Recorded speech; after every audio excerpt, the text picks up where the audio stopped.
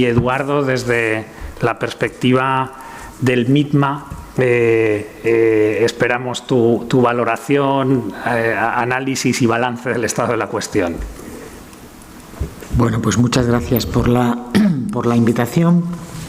Yo voy a hablar más que en realidad de planeamiento urbanístico, aunque yo soy urbanista. Voy a hablar de urbanismo, que es una cuestión como más amplia, más genérica, ¿no?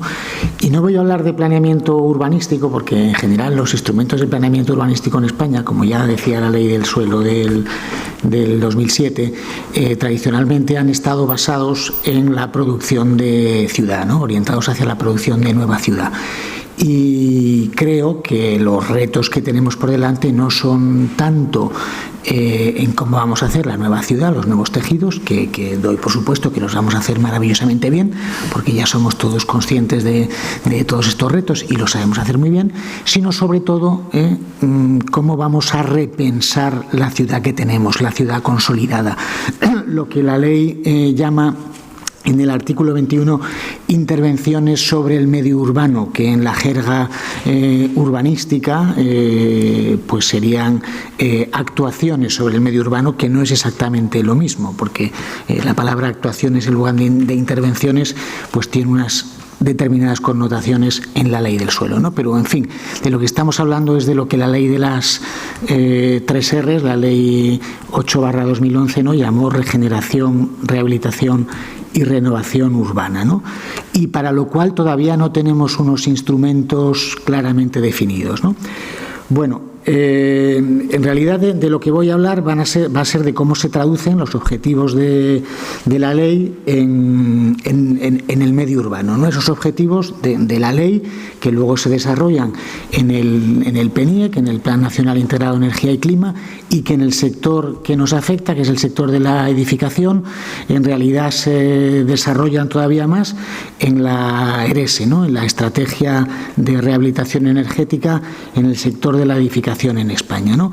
Bueno, como saben, tenemos una directiva europea que dibuja un escenario que es el de la descarbonización del parque residencial en 2050, ¿no?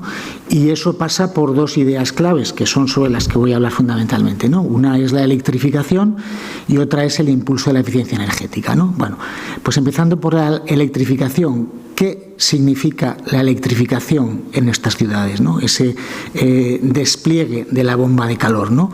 Ya tenemos en torno a 12 millones de bombas de calor, según los datos del IDAE, en España. 5,7 millones de hogares tienen 8,5 millones de bombas de calor.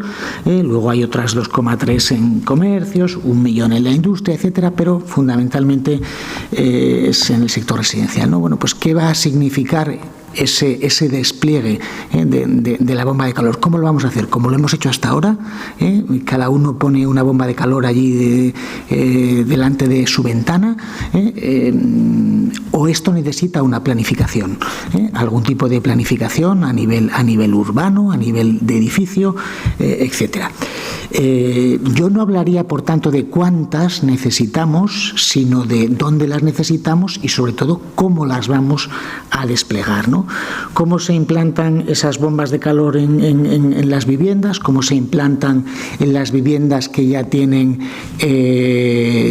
circuitos de calefacción con radiadores. Eso significa que vamos a impulsar la aerotermia aire-agua. ¿Cómo lo vamos a hacer? Todo eso hay que planificarlo, ¿no?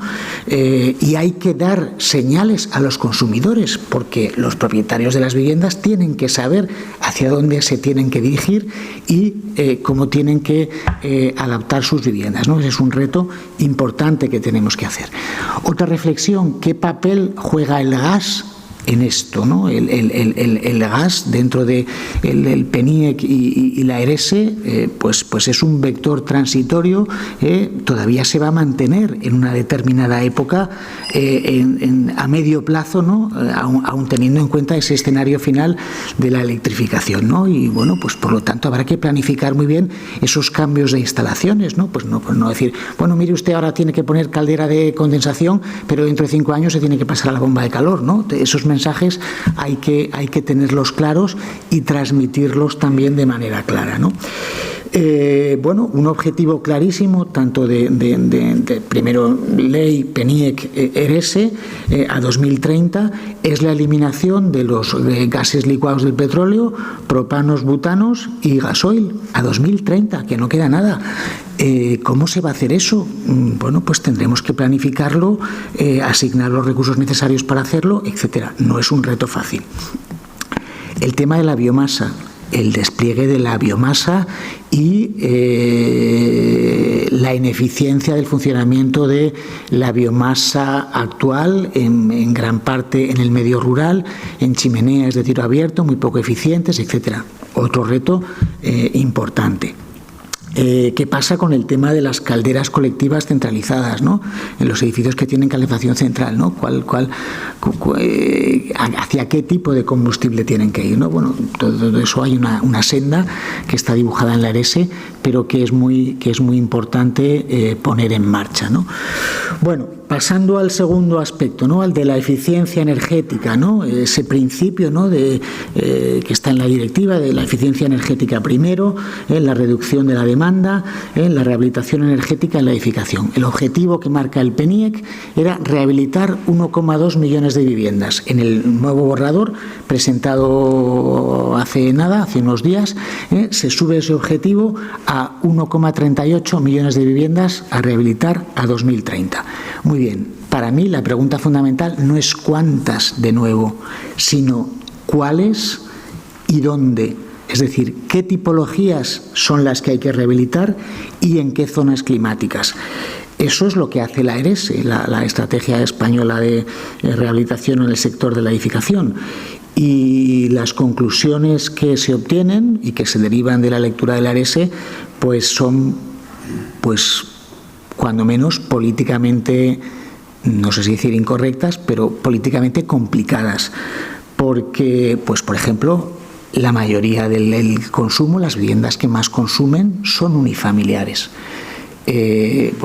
Son unifamiliares donde posiblemente viven personas de renta media alta.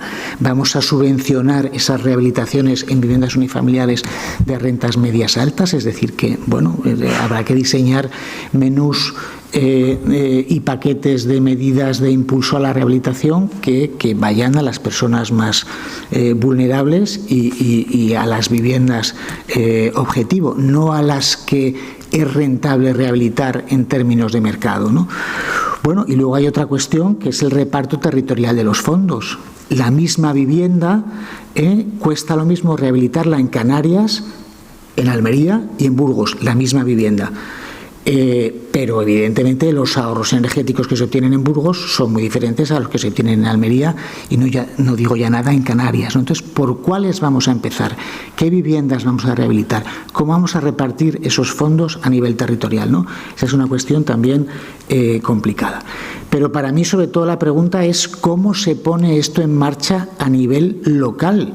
Porque una cosa es hacer números a nivel nacional, números agregados, pero después las actuaciones pues se hacen localmente. ¿Cómo se hace en realidad? Bueno, pues hasta ahora el cuello de botella había sido la financiación. Aquí tenemos una intervención, ¿no? Con la típica, ¿no? Un edificio de viviendas con su SATE después de la intervención, ¿no? Bueno, como digo, hasta ahora el cuello de botella había sido la financiación. La financiación era lo que nos impedía poner en marcha estos objetivos. Pero ahora tenemos financiación, han llegado los fondos Next Generation y tenemos financiación. Pero hay otras 3 elementos claves en poner en marcha este modelo, que es la planificación y la gestión.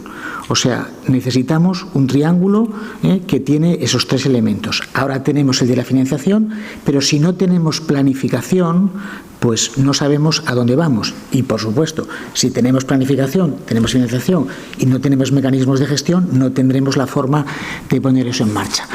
Digo esto porque es muy importante pensar esas estrategias municipales de rehabilitación y esos planes de rehabilitación, regeneración y renovación urbana después a nivel de barrio, ¿no? Bueno, decir también que estamos hablando de eficiencia energética, que hay que superar la visión de rehabilitación a nivel de vivienda y pasar al edificio, y del edificio al barrio, y del barrio a la ciudad, y que también, más allá de la eficiencia energética, no debemos olvidar que en los edificios pues tenemos problemas de conservación, tenemos problemas de accesibilidad, tenemos problemas de habitabilidad, y tenemos también el tema de la calidad arquitectónica, que la intervención sobre la envolvente es una oportunidad excelente para repensar pues ese chabolismo superficial que tenemos en España, ¿no? Y que ojalá no ocurra esto que se ve en la imagen de la izquierda, ¿no? Que es que la eficiencia energética la traduzcamos solamente en poner SATs con monocapa, que tienen una vida, bueno, pues, y a veces un comportamiento a lo largo del tiempo, con problemas, ¿no? Y esto no nos traiga otros problemas posteriormente, ¿no? Otro aspecto de la ley, el despliegue de las renovables, ¿no? ¿Cómo se va a hacer ese despliegue de las renovables en las ciudades y del autoconsumo? Igual que la bomba de calor. O sea, esperemos que el despliegue del autoconsumo no sea esto que vemos en esa terraza, que he visto hoy también en otra, llegando en el AVE aquí a la estación en Valencia. A ver si ahora a la salida le hago una foto. Bueno, hay otro tema también muy importante, que es que la potencia instalada en renovables, según el borrador del PENIEC nuevo, a 2030, en eólica va a ser 62 gigavatios y en fotovoltaica 76. Ahora mismo tenemos 26,7 y 11. Pues es multiplicar por 6 o por 7 lo que tenemos. ¿Qué efectos territoriales tiene esto? Vuelvo a hacer la misma pregunta. ¿Cómo vamos a hacer este despliegue y dónde? Hay un impacto territorial importante, que es del que habla el artículo 21.2 de la ley, ¿no? Que dice que este despliegue hay que hacerlo evitando un impacto severo sobre la biodiversidad y otros valores naturales, como la conectividad, la provisión de servicios ecosistémicos, y plantea una zonificación, ¿no? Bueno, este tema de los territorios servidos y los territorios sirvientes es también una cuestión fundamental a considerar, ¿no? Y por último, ya para terminar, hemos hablado de viviendas, hemos hablado de edificios, pero nuestro objeto de reflexión es el urbanismo, tiene que ser la ciudad, ¿no? Los edificios son el lleno, pero luego está el vacío, ¿no? Son las calles, el espacio público, y eso nos debe llevar a repensar, por un lado, el tema de la movilidad, fomentar todo lo que son los patrones de proximidad, de ciudad compacta, diversa, compleja, lo que ahora se llama la ciudad de los 15 minutos, los medios de movilidad no motorizada y transporte público, y luego repensar ese espacio público de las periferias, ¿no? de el espacio interbloques que planteó el movimiento moderno, que ha sido pues un absoluto fracaso, ¿no? y que tiene pues bastantes problemas, ¿no? Y que habrá que repensar, reverdecer, renaturalizar, conectar, articular con la infraestructura verde y azul, proveer refugios climáticos, etcétera. Y espero que en esto también seamos inteligentes y, bueno, pues esta es una intervención de un barrio en Madrid donde se ha hecho rehabilitación energética, los edificios han quedado muy bien, incluso, bueno, podríamos decir que desde el punto de vista de la arquitectura también, pero el espacio público, pues seguimos teniendo el descampado de tierra con los coches. Ni se ha pensado la movilidad, ni se ha repensado el espacio público, ¿no? Pues creo que eso también debe formar parte de esas intervenciones, ¿no? Y por último, no soy muy optimista. Esta es una reciente intervención en una plaza bastante emblemática para todos, y bueno, pues simplemente recordar esa necesidad de reverdecer, renaturalizar, etcétera, para hacer frente a los efectos del cambio climático. Bueno, un reto pues muy importante que tenemos por delante. Pues nada, muchas gracias.